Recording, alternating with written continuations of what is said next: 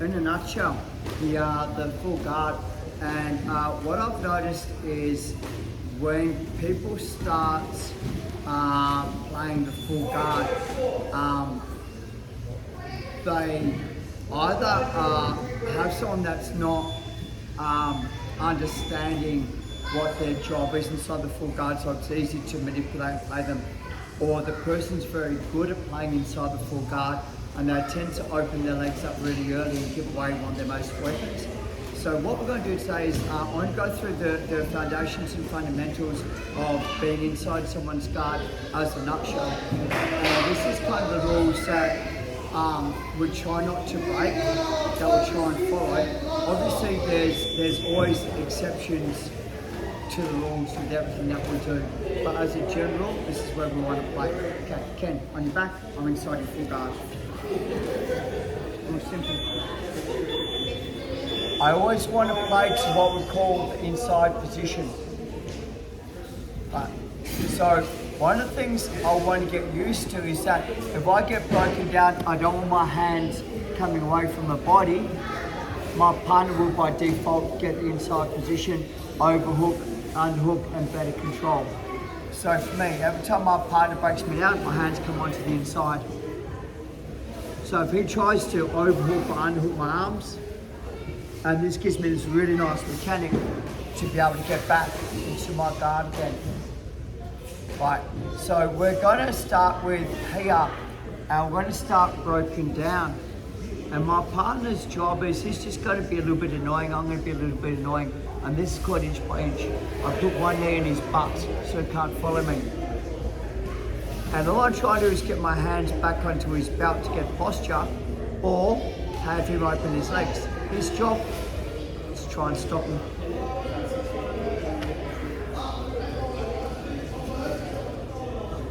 Inside position. Where's my elbows? I'm not here. So the thing about this way is my knees in his butt. I'm not here because you can see his hips left, right, up and down, etc. Yeah? So I put my knee in his butt and I'm here. Inside position. My hands do not come away from the body. As he tries to break me down in grip fight, I'll get to the inside position. Reset. Go again.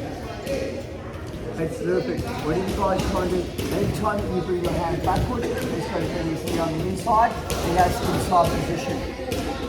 It's not about that, and they're like, oh man, like armbar triangle. It's all about here, knee in the butt. This is little victories. Try to back you down.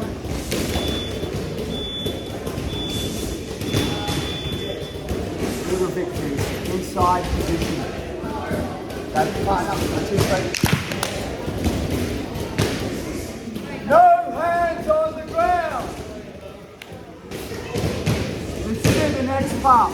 This is a build-up, so we understand once again the concept, what we're trying to do, how we're trying to build it, and more about the importance of the inside position. Ken's inside my guard, went from top to bottom. Start with a breakdown position. My job, do not open my legs unless I have something to go for. To get the separation, I'll generally go straight to the collar and start to look for a collar choke. He's got a choice. Move his hands to defend it, which allows me to break him down, or hope for the best and hope that my chokes are not very good. Not a good bet. Maybe it is. So we start in a low position. One of the things I see to do is try and grab the top of the head.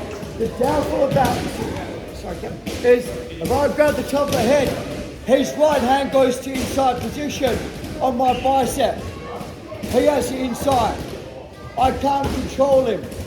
So I always want to go on the inside. He has to deal with it.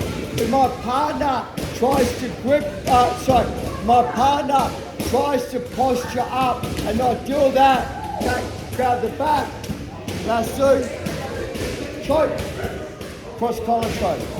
So what we're going to do now is this. Ken's going to start hunkered down, broken down. My job, try and get my hand inside the collar and make him change the posture to the choke. If he doesn't, we're going to try and look for the choke. So let's go.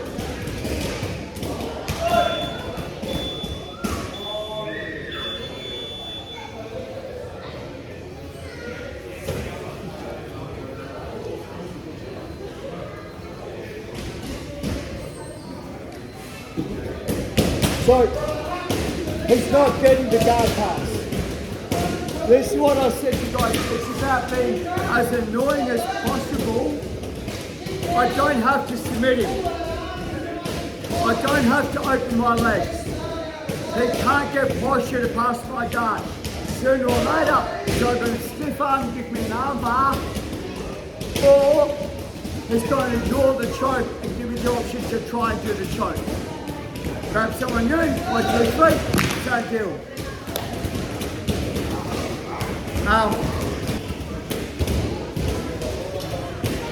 Everyone did really good. Like the guard stayed close, you were breaking him down, there wasn't much room for error.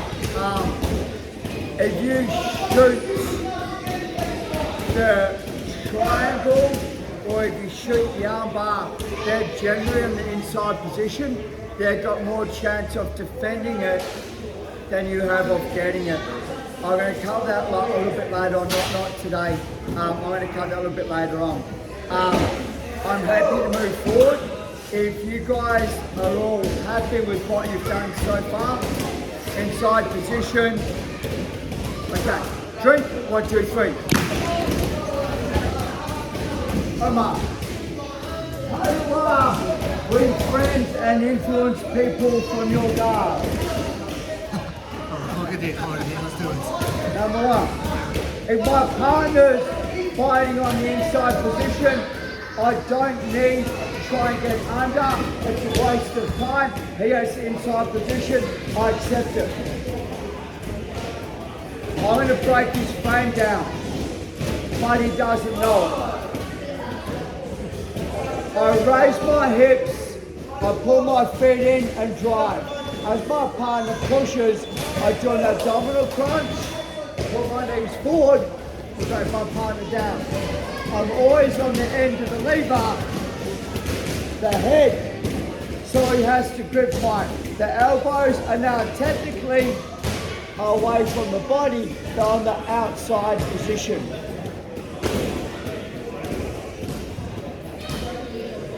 So one of the things I see is if I'm here trying to break my partner down, there's a lot of tension on my legs. And I find it very hard to, yeah man, this isn't the best thing. So what I do instead, I close the space up by bringing my feet in low and raise my hips. Now, whether he pushes or doesn't, I exaggerate. I curl and bring my knees forward to attack.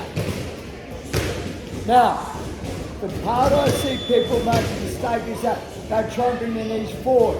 If I just try and bring my knees forward, his frame system is in the way. Raise it. When I drop down, as I bring my crunch, my knees are against his frame, that breaks him down. Because he's doing the right thing, he has the inside position. If he doesn't, I'll attack the Kimura because I don't have to open up my guard to attack the Kimura. So once again, we're here, I can go, my feet come down, I raise. This is the part that people make a mistake. Fill my head, bring my feet high, bring my knees high. Okay, I'm good for this. No more inside position. It's going to fight. Now start to isolate down. I haven't opened up my guard. And again. So head up, my feet go down, my hips go up.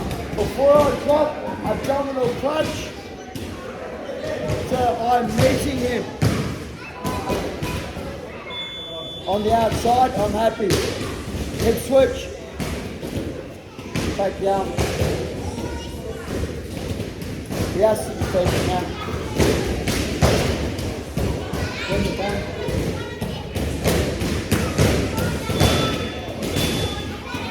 One, two, three. 2 minutes again, guys. The first tension is it's a little bit more difficult to understand, but the rewards are greater. It's a little bit more difficult to understand, but the rewards are greater. So you would like to invest time into setting this up and time into making sure that your grips are where you want them to be. Nice and simple guard. The second grip option is he goes a high and low grip, which means that he's generally got the hand on my stomach or my chest, stops me from sitting up. The hand on my hips controls the hips. So if I go to armbar this up, it's got control of my hips and makes it harder for me to do the armbar. Not impossible. I do two things from here, guys. Okay. I'm going to get my grips this way. Now, we normally get the grip here. I'm getting the grip the opposite way. It's insignificant in the big scheme of things, apart from this. Raise my hips. Pull my hips down, pull my knees to my chest. Boom, kick.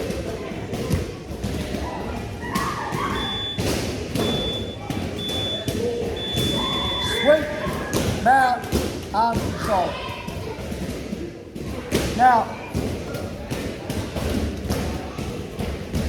this is a different sweep because I'm waiting for him to actually get broken down and then I'm sweeping.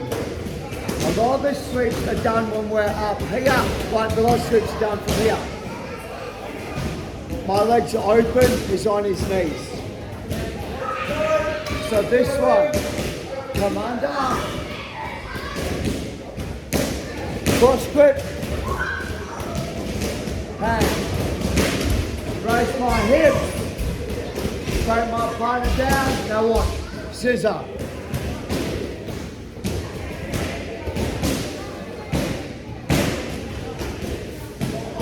He can't need the elbow escape, so I've got his arm.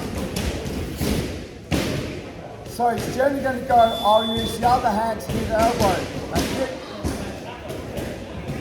Straight to the collar. He can't hit the elbow, he's going to go that side. He's going to expose his neck, he's going to expose his carotid. And again. So slow motion. It's a scissor sweep, but when they're broken down, they can't pass my guard because they're on top of me. They don't have posture.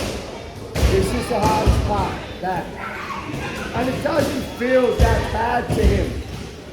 It feels like, man, this guy's got his grips on, he must be a white belt. I was a white belt at some stage, a long time ago. So, feet in, hips high, abdominal crunch, break them down, scissor. If he tries to knee elbow escape this side, pick it up. If he doesn't move anywhere, I'm on mount. I don't have to move. I'll wrist lock him. If it goes to that side, hand comes out, straighten the collar. Okay. Josh, come here.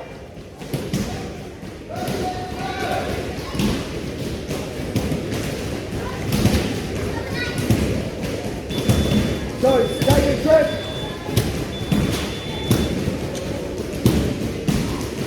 1, 2.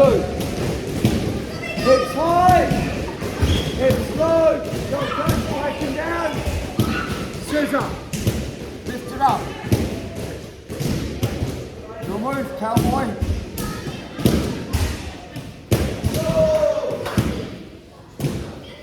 I'm not focused on that.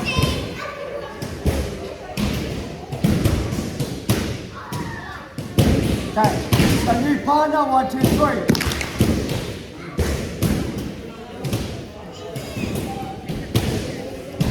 Keep it simple. Tangent number 2. So that's tangent number 1. So the first one that we've done is when they have the hands together fighting the inside position. Feet down, nose, their hips, break them down, control. Option 2 is when they have a stagger. Option 3 will be when they go to stand in my guard. The third option, if you are known to have a good guard, most people will try and stand in your guard to pass the guard. There's less chance of a submission. You open up the opportunities for a sweep, but less chance of getting submitted. So if you're rolling someone that's a really good guard, cross collar, choke, triangle person, you're much better off to try and stand in their guard, try and pass their guard. The distance for when I'm standing your hips to get the arm bar and the triangle is quite high, but I'm lowering your guard is quite a small distance. So we're going to have a look at the option of my partner looking to pass a stand in the guard. It'll generally be that their hands come slightly forward and they rock up to their feet. As a general rule, there's other ways to do that. I like this, it's kind of fun. Wait, in my gut. So, if I'm playing guard and I'm being as annoying as I can, and I either see the micromechanics for my partner stand, I'll cover in a second, or I hear their coach stand up to pass the guard. That's normally a giveaway that they're going to stand in too.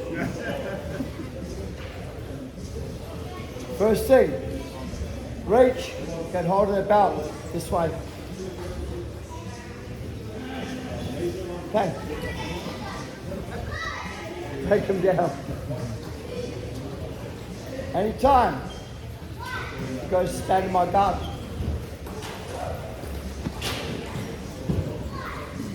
Come, stand up. Come on, mate, people are watching, mate. Come on.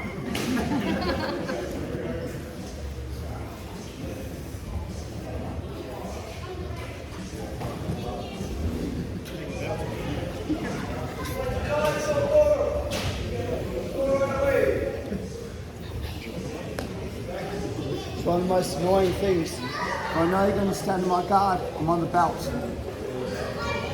Because to stand, you have to get your hips up high. Once I'm pulling hips forward, your posture breaks. But I'm pulling the belt, I can't have my hand under that way. I need it over. It's like a seated row. And I'm using my legs as well. So if I'm using my guard,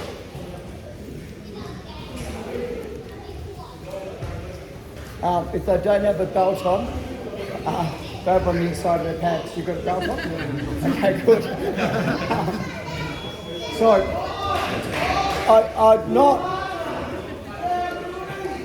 I'm not concerned if I'm going over the arm or under the arm, but I've found that coming over is a little bit better.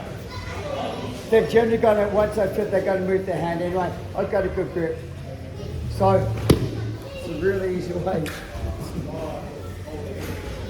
So I'm going to go slow motion. As he stands, I'll put my knees to my chest. I'm always going to shoot under to get the arm control. Always. So now he can't stand in my guard. He can't get posture to stand in my guard. Does that make sense? So nice and slow. I don't want you guys playing this too hard, but hand over, put my knees high, pull down, under. Gonna get like a shoulder crunch position. Okay. 1, 2, 3.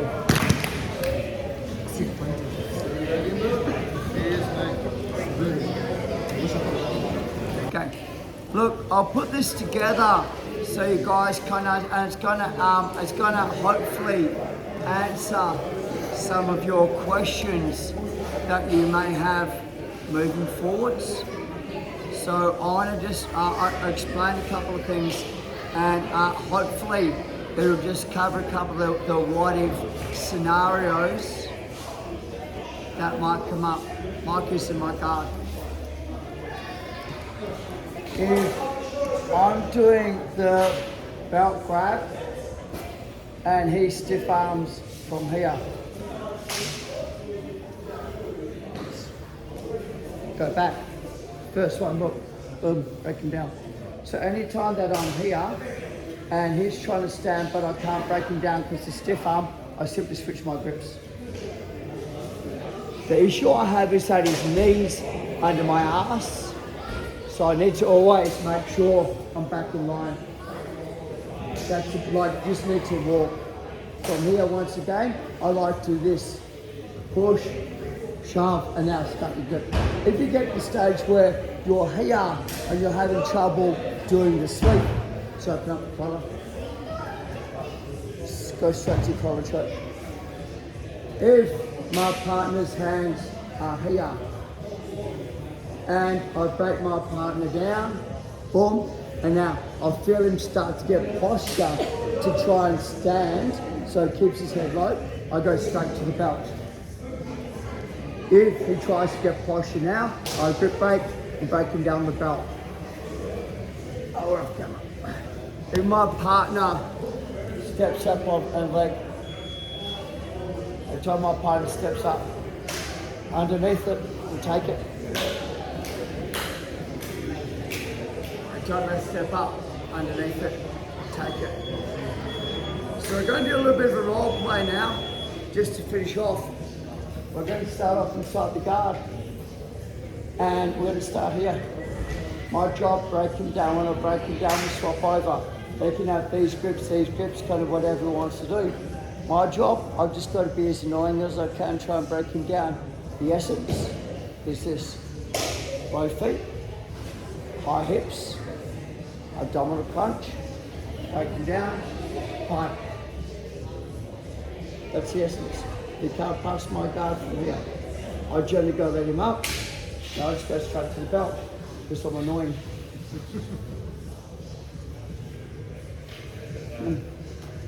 Play the game. You have to move on, I'm moving. Play the game. Yep. So, with your partner, 2 minutes, and we're not fighting. We're trying to make the person on the bottom realise the problem and deal with the problem. We're not trying to beat each other up. So, hands together, staggered or standing. 3 choices for the person on their knees. Person on the bottom, try and work out the best solution to what they're doing. Okay, 1, 2, 3.